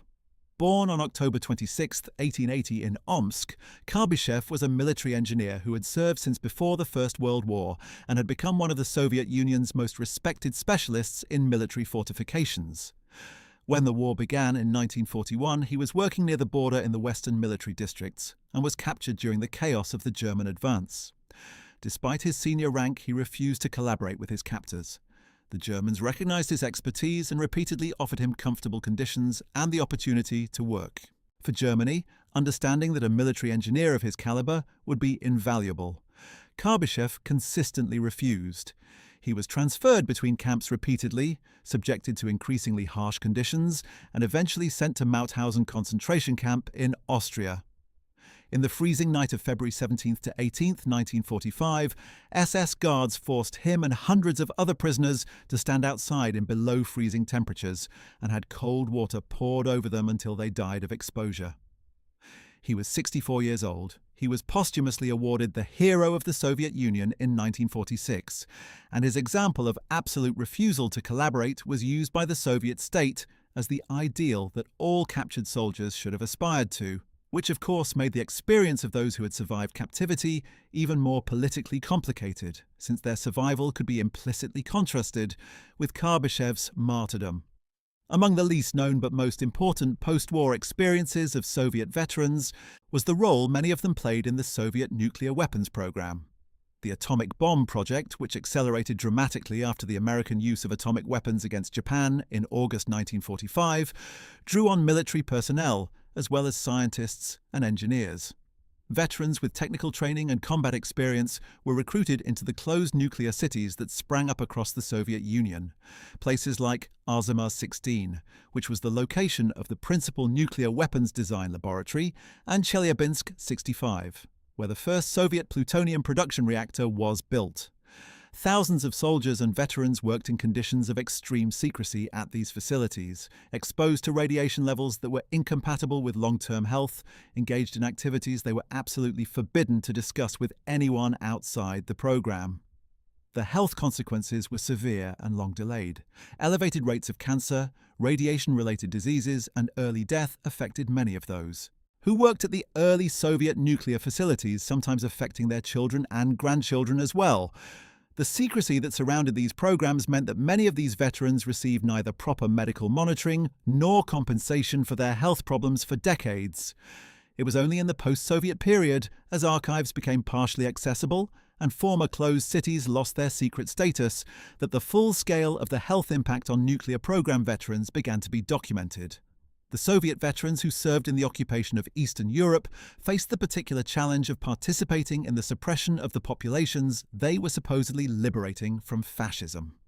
In Poland, Hungary, Czechoslovakia, Romania, Bulgaria, and the Baltic states, the imposition of communist rule required the presence of Soviet forces as both a guarantee and a threat. Soviet military personnel in these countries existed in a complex relationship with local populations. who often had deeply mixed feelings about Soviet liberation, grateful to be free of Nazi occupation, but resentful of Soviet political domination, and aware that Soviet troops had committed atrocities in their countries during the advance westward. Polish veterans were particularly aware of the Soviet responsibility for the Katyn massacre, in which the NKVD had murdered approximately 22,000 Polish officers, police officers, and intellectuals in 1940, though Stalin maintained this had been a German crime for decades. Soviet soldiers serving in Poland operated in an environment of controlled hostility that was never openly expressed but was constantly present. When the Hungarian uprising of 1956 and the Prague Spring of 1968 required Soviet military suppression, the soldiers dispatched to these operations included veterans of the Second World War who found themselves using the skills they had developed fighting Nazis to suppress the democratic aspirations of the very people they had theoretically liberated a decade earlier. The psychological contradictions of this role were not something the Soviet system acknowledged or addressed. Major Konstantin Simonov, who served throughout the war as a correspondent and wrote poetry, prose and journalism that captured the war experience more honestly than almost any other contemporary, became one of the central cultural figures of the post-war Soviet period. His poem, Wait for Me, written in 1941 and addressed to a woman he loved who was waiting for him to return from the front, was memorized by millions of Soviet soldiers and citizens, and became perhaps the single most emotionally resonant piece of writing to emerge from the entire Soviet war experience. After the war, Simonov occupied a complex position, a celebrated author, the winner of multiple Stalin Prizes, a senior figure in the Soviet Writers' Union, but also a man who had witnessed the war's reality too directly to be entirely comfortable with the official mythologized version. During the worst years of Stalinist cultural repression in the late 1940s, he participated in some of the attacks on writers accused of insufficient political correctness, something that he later acknowledged with regret. He used his influence selectively, but sometimes effectively, to protect writers who were under political threat. After Stalin's death, he became more directly involved in honest documentation of the war, conducting extensive interviews with veterans and participants that resulted in a multi-volume oral history and memoir project. He died on August 28, 1979, in Moscow, at the age of 63, his work remaining one of the most important cultural bridges between the war experience and subsequent Soviet generations. The infantry soldiers who had made up the vast mass of the Red Army, the riflemen, the machine gunners, the mortarmen and artillerymen, the combat engineers and the signals operators returned home to face a Soviet Union in the desperate need of reconstruction. The scale of Soviet war losses is difficult to comprehend, even with the benefit of 7 decades of scholarship. An estimated 27 million Soviet citizens died in the war, a figure that includes both military dead and civilian victims of German occupation, famine and disease. Soviet military dead are estimated at between 8 and 11 million, which represents an average of around 6,000 deaths per day over the roughly 1,400 days of the Soviet-German conflict. The villages, towns and cities of the Western Soviet Union had been virtually destroyed by the back and forth of enormous armies. 1,700 Soviet cities and towns had been completely or substantially devastated.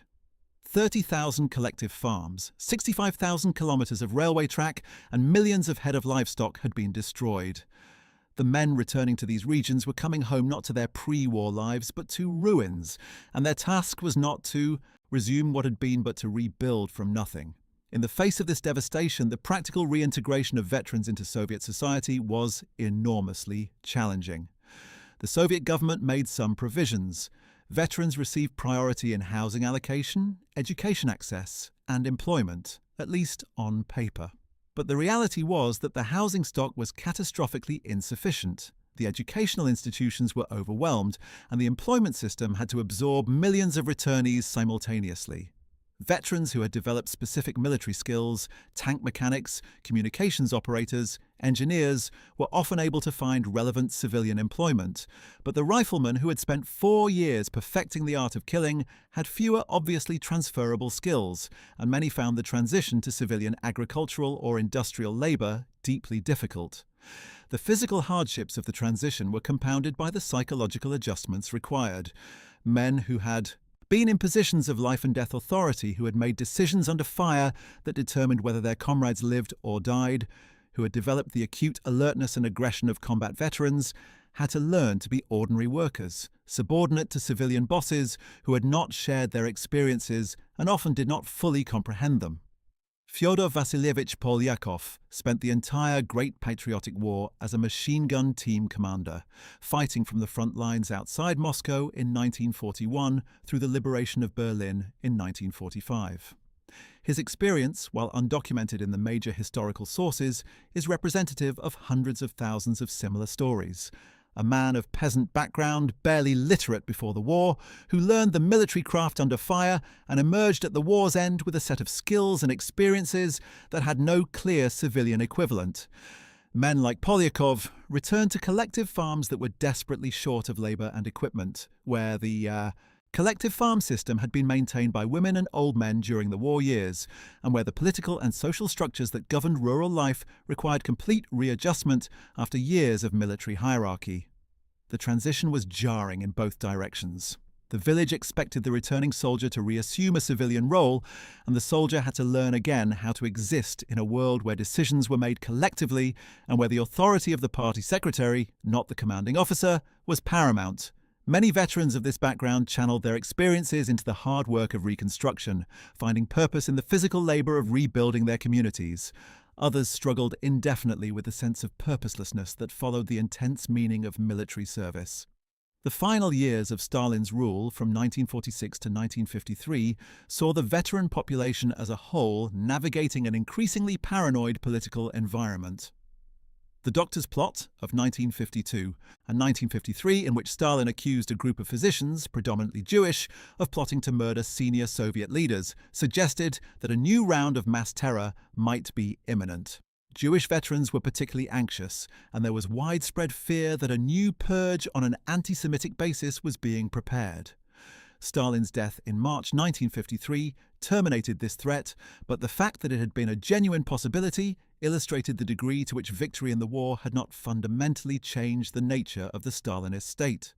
The men who had saved the Soviet Union remained at risk from the very system they had fought for.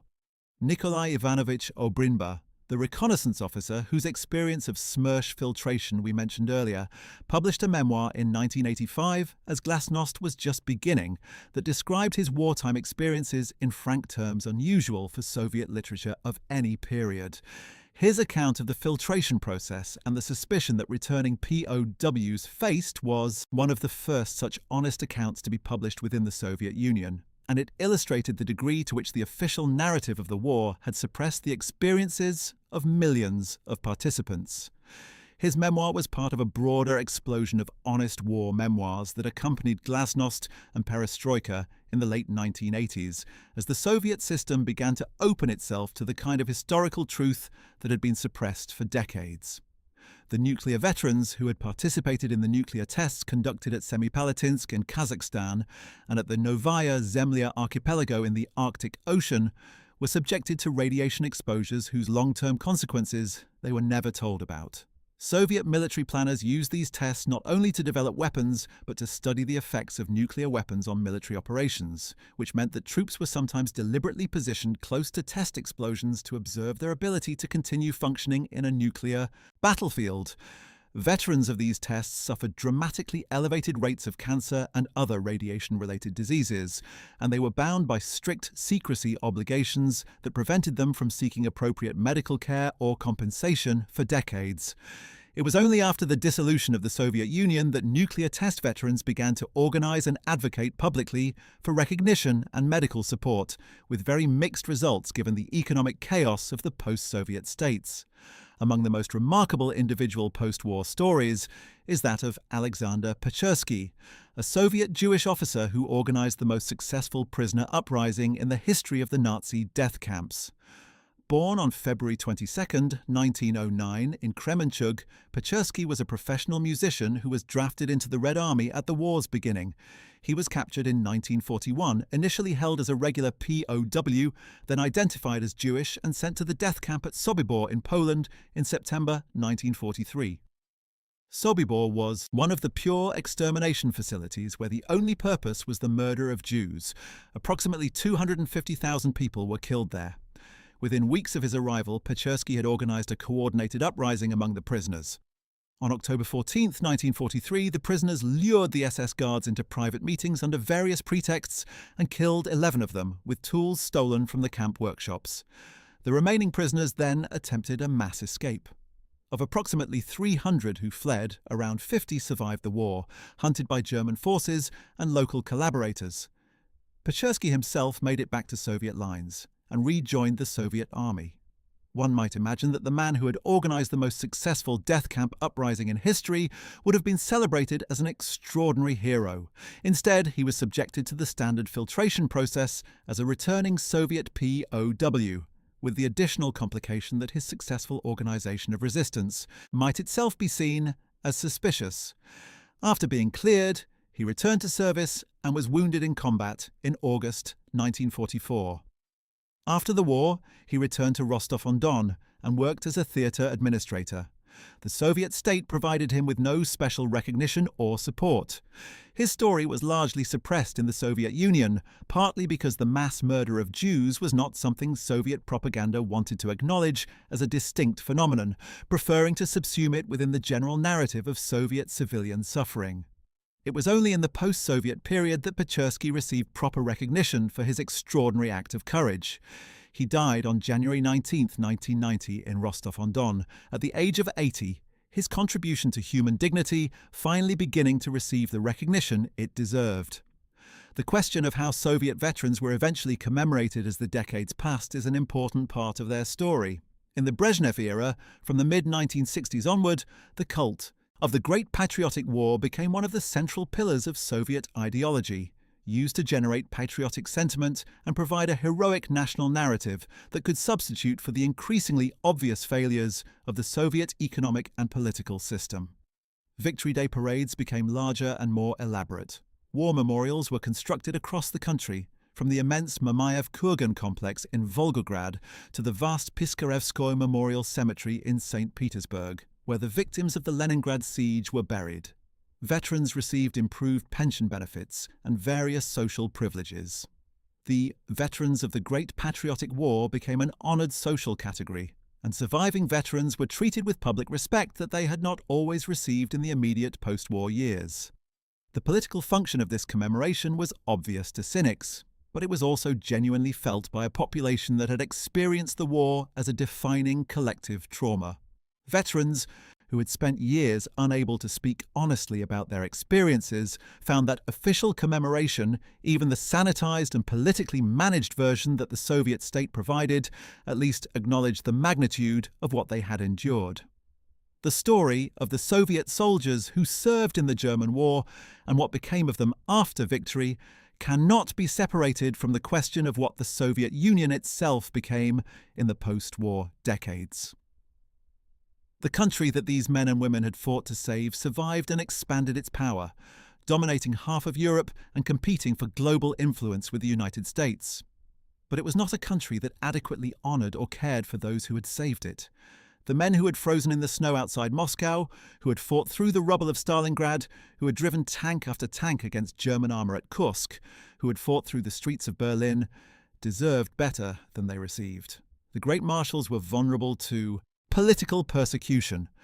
The ordinary soldiers were filtered, screamed at by SMERSH interrogators, sent to the Gulag for surviving German captivity, relocated forcibly because of their ethnic background, denied adequate pensions and housing, and expected to process unimaginable psychological trauma without any support. The women were mocked and pushed back into domestic roles. The disabled were hidden away in institutions to avoid embarrassing the state. The ones who tried to write honestly about the war were imprisoned or silenced, and yet the memory of those soldiers endures, and it has come to mean different things in different historical periods. In the Soviet era, they were heroes in a managed, politically controlled sense. In the chaos of the post-Soviet 1990s, when the Russian Federation was struggling with its own crisis of identity, and the monuments were sometimes neglected, and the veterans' pensions fell to almost nothing in the inflationary collapse, the veterans represented a living connection to a past that suddenly seemed very far away. In the 21st century, the memory of the Great Patriotic War has been used by Russian political leaders as a powerful tool of national identity and legitimacy, and Victory Day parades have become among the most politically charged events in the Russian calendar. The veterans themselves, of whom the youngest were in their late 80s and 90s in the 2000s, became living symbols whose presence at these ceremonies carried an enormous emotional weight. The last of them are dying now, and with them goes the last living testimony to what was experienced by the millions of ordinary men and women who wore the Red Army's uniform during the most terrible war in human history.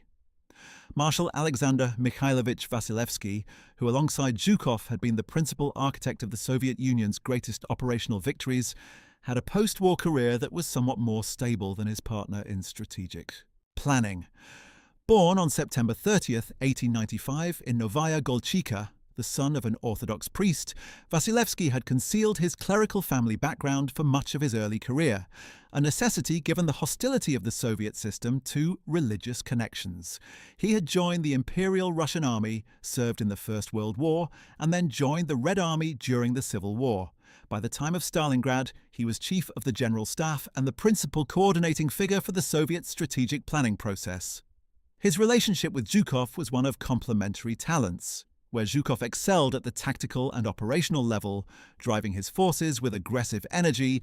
Vasilevsky was the master of the strategic picture, coordinating the enormous logistical and operational machinery of the Soviet war effort. After the defeat of Germany, Stalin immediately turned Vasilevsky's attention to the Pacific, where the Soviet Union had committed to entering the war against Japan within 3 months of Germany's defeat, as agreed at Yalta. Vasilevsky commanded the Soviet invasion of Manchuria in August 1945, a brilliantly executed operation that struck the Kwantung Army simultaneously from multiple directions in an offensive that lasted barely 11 days before Japan's surrender. After the war, Vasilevsky served as Minister of Defense from 1949 to 1953, a position that gave him considerable influence but also made him deeply vulnerable during the last years of Stalin's life, when the dictator's paranoia was at its most extreme. He survived the transition after Stalin's death and served in various senior positions until his retirement in 1957. He died on December 5, 1977, in Moscow at the age of 82. Among the veterans of particular campaigns, those who had served in the defense of Sevastopol in 1941 and 1942 occupied a special place in the national memory. The city had held out for 250 days against overwhelming German and Romanian forces, in one of the longest sieges of the entire war. When it finally fell in July 1942, the bulk of the garrison was captured rather than evacuated, a decision by the Soviet High Command that left tens of thousands of men to German captivity. The survivors of that captivity, those who made it back to Soviet territory, faced the standard filtration process despite their extraordinarily courageous defense of the city. Sevastopol veterans who had been captured in 1942 spent years in German camps and returned in 1945 were treated by the Soviet system with the same suspicion as any other returning POW, regardless of the specific circumstances of their capture, at the end of one of the most heroic defensive stands of the war. General Pavel Batov commanded the 65th Army across some of the most demanding campaigns on the Eastern Front, from Stalingrad to the crossing of the Oder River in early 1945. Born on June 1, 1897, in Felisovo, he had served since the First World War and accumulated decades of military experience. His post-war career was relatively uneventful compared to the dramatic rises and falls of his more prominent contemporaries. He served in various command positions through the 1950s and 1960s and died on April 19, 1985, in Moscow at the age of 87. His career illustrated the fate of many competent but not spectacularly famous Soviet commanders, a quiet post-war life in the military hierarchy, gradually fading from prominence as the post-war decades passed, but never subject to the dramatic political persecution that befell higher-profile figures. The children of Soviet veterans deserve acknowledgement as a group whose experiences were shaped profoundly by what their fathers and, in some cases, mothers had undergone. Growing up in households where a parent had been in combat, had survived German captivity, or had served in some capacity that left permanent psychological marks, these children were often exposed to trauma they could not fully understand. Fathers who had returned from the war with alcohol problems, violent tempers, or simply a profound remoteness and inability to connect emotionally with family members were a common feature of Soviet family life in the post-war decades. The inability of the Soviet system to address the psychological needs of veterans meant that the consequences of those unaddressed needs were lived out in the families of those veterans, transmitted to the next generation as a secondary trauma that was equally unacknowledged and unaddressed. The experience of Soviet sailors who had served in the naval components of the war, protecting Arctic convoys bringing Lend-Lease supplies from Britain and the United States, fighting in the Black Sea against German and Romanian naval forces, or serving in the river flotillas that played crucial roles in many of the land campaigns, was a distinct variant of the broader veteran experience. The Arctic convoys which brought vital war materials through. Some of the most hostile maritime conditions on Earth required Soviet naval vessels to operate in environments where the cold itself was as dangerous as German aircraft and submarines. Veterans of the Arctic experienced a particular kind of warfare, isolated, physically extreme, with death from exposure as immediate a threat as enemy action. These men returned to a society that paid them less attention than the epic infantry battles of the land front, because the naval war simply had not captured the popular imagination in the same way that Stalingrad or Kursk had. As we bring this account toward its conclusion, it is worth considering the numbers one final time. Of approximately 34 million men who served in the Soviet armed forces during the Great Patriotic War, between 8 and 11 million died in military service, making it by far the most costly military effort of any nation in any conflict. Millions more were wounded, some permanently disabled, approximately 5.5 million were taken prisoner, of whom roughly 3.5 million died in captivity. Many of the survivors of German captivity faced additional years of Soviet imprisonment upon their return. The women who served, numbering over 800,000, were largely pushed back into civilian roles and denied proper recognition. Ethnic minorities who had fought were sometimes collectively punished for the alleged sins of their communities. Senior commanders who had achieved great things were subject to political persecution. Disabled veterans were sometimes literally hidden from public view. The psychological needs of all these veterans were systematically ignored. And yet, from all of this suffering, from all of this injustice, from all of this failure by the Soviet state to honor those who had given so much in its service, emerged individual stories of extraordinary courage, resilience, and human dignity. Alexander Pechersky organizing an uprising in a death camp. Mikhail Deviatayev flying a stolen German bomber to freedom. Aleksei Maresyev learning to dance on prosthetic legs so he could return to combat flying. Zinaida Tusnolobova writing letters from her hospital bed without hands to inspire soldiers she had never met. These stories, and the countless similar ones that will never be fully documented, represent the true legacy of the Soviet soldiers' experience of the Second World War. Sergeant Nikolai Sirotinin deserves particular mention as an example of individual heroism at the opposite end of the military hierarchy from the great marshals. On July 17, 1941, during the chaotic retreat of Soviet forces before the German advance, Sirotinin volunteered to remain behind with a single anti-tank cannon near the village of Krychev in Belarus to cover the withdrawal of his unit. For approximately 2.5 hours, this lone 20-year-old artillery sergeant held his position against an entire German armoured column, knocking out 11 tanks, 7 armoured cars, and an unknown number of other vehicles before he was killed.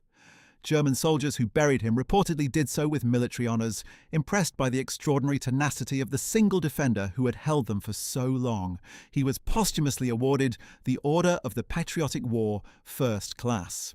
His story was not well known even in the Soviet Union for many years because the chaotic circumstances of those early retreat months in 1941 were not the period that Soviet propaganda preferred to commemorate.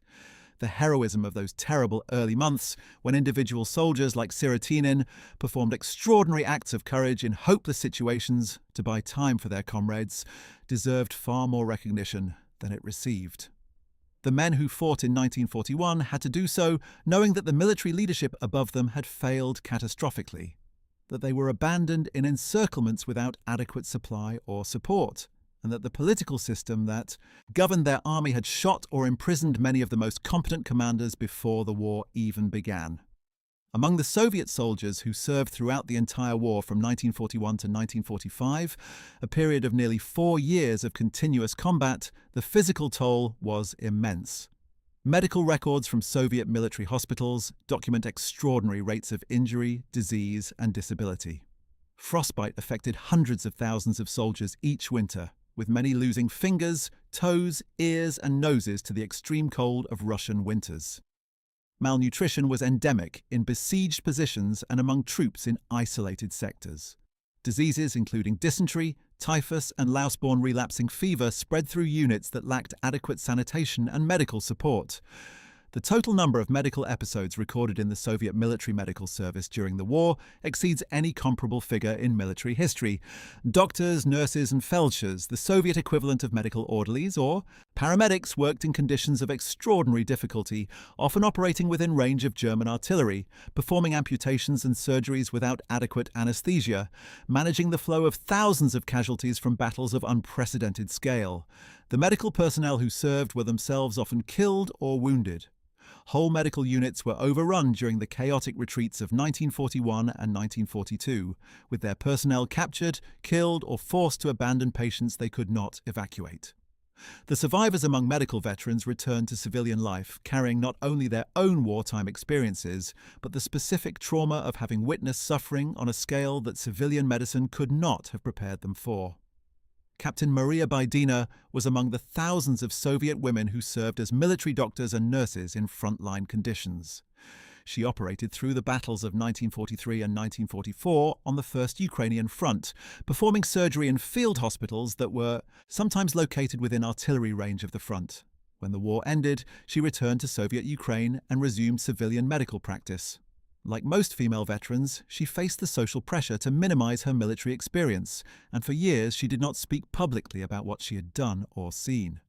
Her story, repeated in variations across hundreds of thousands of individual experiences, illustrates the invisible cost paid by those who were expected to simply absorb the experiences of a catastrophic war and return seamlessly to peacetime existence. The war had fundamentally changed them, had given them capabilities and experiences that set them apart from those who had remained at home, and Soviet society's insistence that they simply reassume their pre-war roles denied the reality of that transformation. The Soviet partisans who had fought behind German lines throughout the occupied territories of Russia, Ukraine, Belarus, and the Baltic states had a particularly complex post-war experience. Partisan warfare had been brutal, involving not just combat against German forces, but also the killing of suspected collaborators, the forced recruitment of local peasants, and retaliation operations that sometimes brought German reprisals against civilian populations. The partisans had operated under the authority of the NKVD and the party apparatus rather than the regular military, and their activities had included operations that were morally ambiguous even by the standards of partisan warfare. When the war ended, partisans were generally treated as heroes, and many received medals and recognition. But those whose activities had included excessive violence against civilians, or who had operated in regions where the political situation was complicated by the presence of nationalist movements like the Ukrainian Insurgent Army, the UPA, found themselves in a more complex position.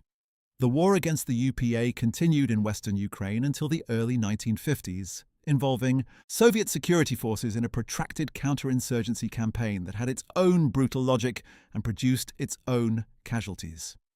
Veterans of this campaign occupied an uncomfortable space in the national memory. They had been fighting Soviet citizens, even if those citizens were themselves engaged in violence, and the conflict was too politically complicated to be incorporated into the straightforward heroic narrative of the Great Patriotic War. What happened to the soldiers of the Soviet Union after World War II is ultimately a story about the relationship between individuals and states, about what states owe those who fight for them, and about the capacity of political systems to honor the human beings they employ as instruments of their survival.